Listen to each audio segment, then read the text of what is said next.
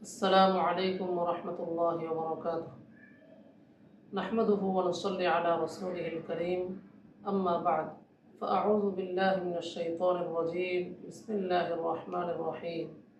إنما يعمر مساجد الله من آمن بالله واليوم الآخر وأقام الصلاة وآتى الزكاة ولم يخش إلا الله فعسى أولئك أن يكونوا من المهتدين.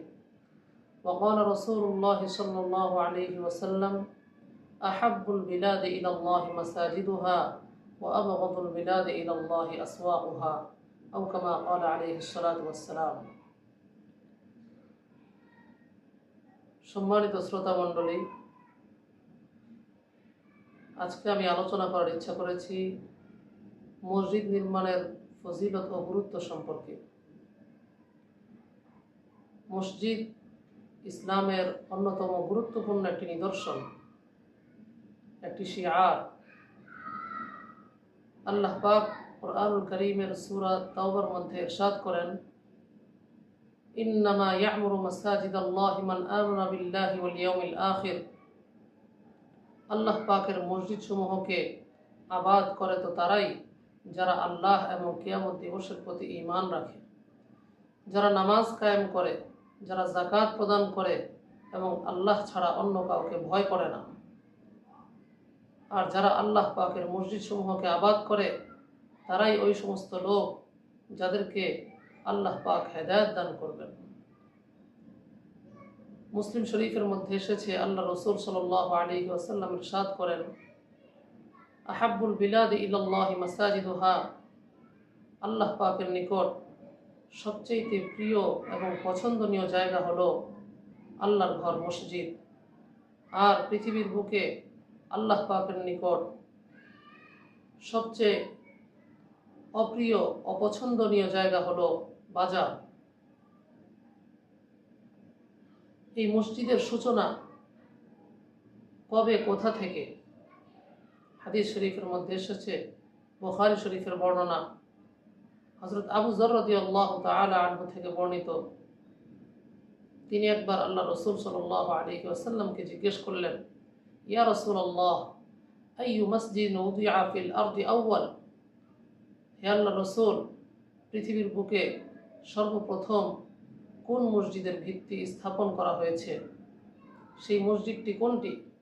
নবীজি সাল্লাল্লাহু আলাইহি ওয়াসাল্লাম উত্তরে বললেন, আল মসজিদুল হারাম, অর্থাৎ কাবা ঘর, মক্কার মসজিদে হারাম। এরপর আবু যর রাদিয়াল্লাহু তাআলা আনহু আল্লাহ রসুলকে পুনরায় জিজ্ঞেস করলেন, সুম্মা আইয়ুন, এরপর কোন মসজিদের ভিত্তি স্থাপন করা হয়েছে? নবীজি সাল্লাল্লাহু আলাইহি ওয়াসাল্লাম উত্তরে বললেন, আল মসজিদুল আকসা, মসজিদ আকসা, যেটি ফিলিস্তিনে অবস্থিত, আমরা সকলেই জানি। আবু যর রাদিয়াল্লাহু তাআলা আনহু এরপর জিজ্ঞেস করলেন, কাম কানা বাইনাহুমা, এই দুই মসজিদের মধ্যে কত দিনের, কতটুকু সময়ের ব্যবধান ছিল?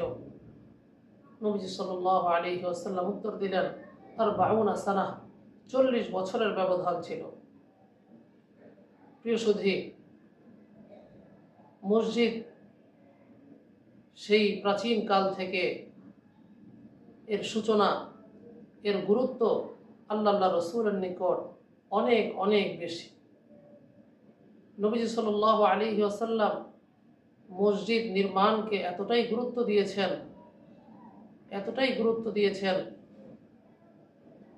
কিতাবের মধ্যে এসেছে, হাদিসের কিতাবের মধ্যে এসেছে, আম্মা জান হযরত আয়েশা সিদ্দিকা রাদিয়াল্লাহু তাআলা আনহা থেকে বর্ণিত, তিনি বলেন, আমার রাসূলুল্লাহ সাল্লাল্লাহু আলাইহি ওয়াসাল্লাম বিবিনাইল মাসাজিদ ফিদ দুয়ার। আল্লাহ রসুল সাল্লাল্লাহু আলাইহি ওয়াসাল্লাম পাড়ায় পাড়ায়, মহল্লায় মহল্লায় মসজিদ নির্মাণের নির্দেশ করেছেন। ওয়া আন তুনাজ্জাফা ওয়া তুতায়্যাব, এবং মসজিদগুলোকে যেন পরিষ্কার পরিচ্ছন্ন রাখা হয় এবং সুগন্ধিময় করে রাখা হয়। এ মর্মে আল্লাহ রসুল সাল্লাল্লাহু আলাইহি ওয়াসাল্লাম আমাদেরকে আদেশ করেছেন, নির্দেশ দিয়েছেন। সম্মানিত সুধী, মসজিদ নির্মাণ করলে আল্লাহ পাক আমাদেরকে কি পুরস্কার দান করবেন।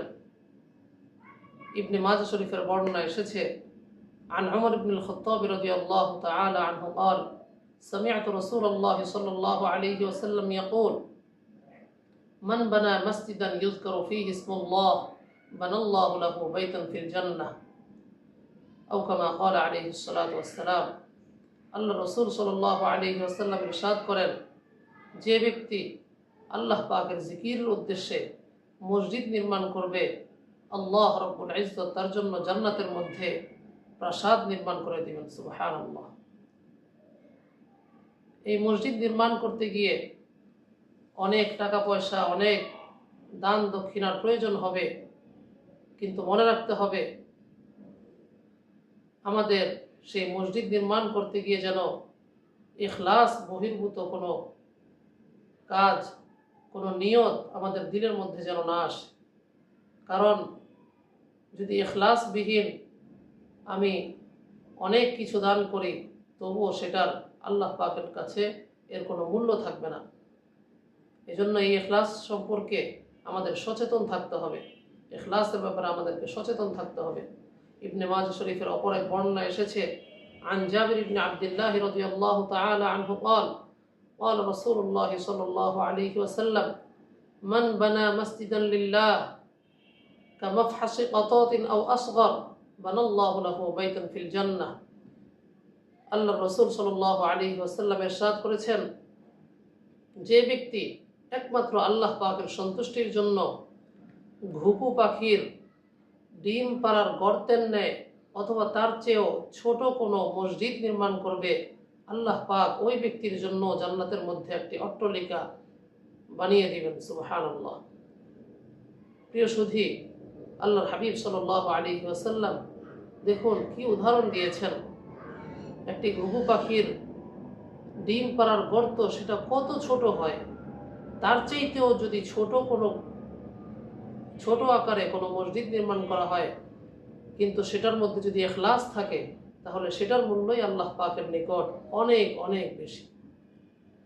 মসজিদ নির্মাণ করলে আল্লাহ পাক, আল্লাহ রসুল এত বেশি খুশি হবেন, আল্লাহ পাক এত খুশি হন বান্দার প্রতি। হাদিস শরীফের মধ্যে পাওয়া যায় যে মসজিদ নির্মাণের ওসিলায় বান্দা তার ইন্তেকালের পর কবরে শুয়ে শুয়েও এর বেনিফিট, এর সওয়াব, আজর সওয়াব সে পেতে থাকবে। সহিহুত তারগীবের বর্ণনা এসেছে, আল্লাহ রসুল সাল্লাল্লাহু আলাইহি ওয়াসাল্লাম ইরশাদ করেন, সাবউন, 7টি আমল এমন রয়েছে, ইয়াজরি আজরুহুন্না লিল আবদি বাদা মাউতিহি ওয়া হুয়া ফি কবরিহি। 7টি আমল এমন রয়েছে যে 7টি আমলের সওয়াব বান্দার জন্য তার ইন্তেকালের পরও সে কবরে শুয়ে শুয়ে এর আমল, এর সওয়াব সে পেতে থাকবে, এর সওয়াব তার জন্য চলমান থাকবে। এর মধ্যে 1 নম্বর আমল হচ্ছে মান আল্লামা ইলমান, যে ব্যক্তি কাউকে ইলম শিক্ষা দিবে। 2 নম্বর আও আজরা নাহরান, অথবা কোনো নদী খনন করে দিবে। আও হাফার বিরন, 3 নম্বর কিংবা সে কোনো কূপ খনন করে দিবে। 4 নম্বর আও জারআ নাখলান, অথবা কোনো খেজুর বৃক্ষ রোপণ করে দিবে। 5 নম্বর আও বানা মসজিদান, অথবা কোনো মসজিদ নির্মাণ করে দিবে।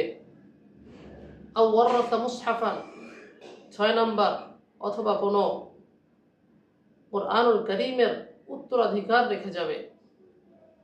7 নম্বর আও তারাকা ওয়ালাদান ইস্তাগফিরু লাহু বা'দা মাউতিহি, এমন সন্তান রেখে যাবে যে তার ইন্তেকালের পর তার জন্য, অর্থাৎ সন্তান তার পিতার জন্য ইস্তিগফার করবে। প্রিয় সুধী, আশা করি আমাদের আলোচনা থেকে, আজকের এই আলোচনা থেকে আমরা মসজিদ নির্মাণের গুরুত্ব ও ফজিলত সম্পর্কে আমরা স্বচ্ছ ধারণা পেয়েছি।